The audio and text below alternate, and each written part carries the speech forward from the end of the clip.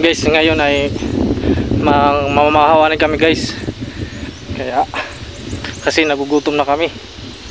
At ito pala yung pupugsan namin guys, oh, na tatawagin ko yung asawa ko guys kasi hindi pa umaabot. Maangaw na kami guys. Oh, di ba mga kapusong? Kasi na bukid din eh. Handawla na siya. Ay para na kami mga kay kagutom pa ora. Ayan mga kapusong. Yan yung pupugsan namin. Kaso ano muna kami, mamamahaw dahil hindi namin kakayahin yung gutom. Diba guys? Tingnan nyo guys, napaka lawak niyan guys, oh. Oh, diba? Ito guys, mga mga butig, mga humay. Yan. Ito yung puno na sirungan ko dati nung bata pa ako. Ayan guys, oh. Doon guys, oh, may sapa guys. Masarap maligo dyan guys. Oh. Tingnan nyo guys, oh. Oh, yan guys. Doon sa bandang itaas may maliit na pools diyan guys. Oh. Diba? At dito guys, haluwag ito na guys ni Papa guys. Mga pusong, oh. Kaso bangin dito guys, oh. Oh, pag mapalin ka guys, diretso ka good guys dito sa sapa. Diba? Oh. Abot pa ini didi guys. Andun pala yung asawa ko guys, so doon na nakaputi yan guys, so yan, nagbubudbud siya guys, nagbubudbud.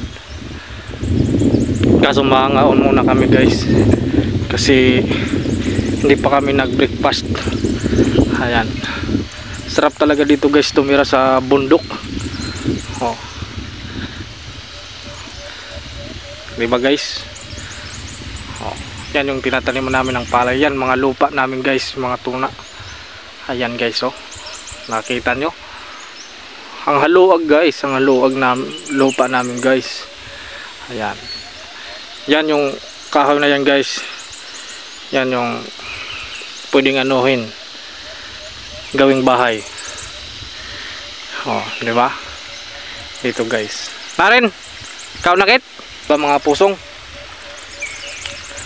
Ang haluag ng ni Papa, yun yung pupugsan namin mamaya. Para pagdating ng panahon mayroon kaming anihin. Oo, tinatawag na kami mga pusong guys. Sanay talaga kami sa kore, sa buhay probinsya, dahil dito kami dumako. Sanay talaga kami kahit kailan. Hindi naman kami naging mayaman, ganun pa rin. Diba guys, tinawag na kami dahil mahumahaw na daw kami. Ha! Diba guys, oh, ang lupit dito ang bahay namin guys. Nung gutiik pa ako. Yan guys, oh, may abaka, may pinya,